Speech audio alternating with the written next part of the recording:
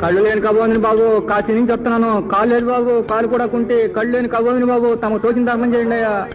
ఓరి వీడి కళ్ళు లేకుండా కాశించేస్తున్నారా? నేను కళ్ళు లేకుండా కనీసం ఆ కరివేపాకు చెట్టు వరకైనా నచ్చి వెళ్ళగలను. చూద్దాం. బుద్ధి కర్మానుసారిణి.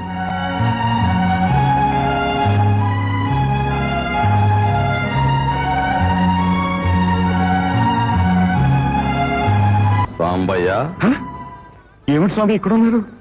అటు చూడు. ఏమిటి స్వామి అది? ఏమిటి స్వామి అది? నీకోసమే వేశానయ్యా, డబ్బు మూట.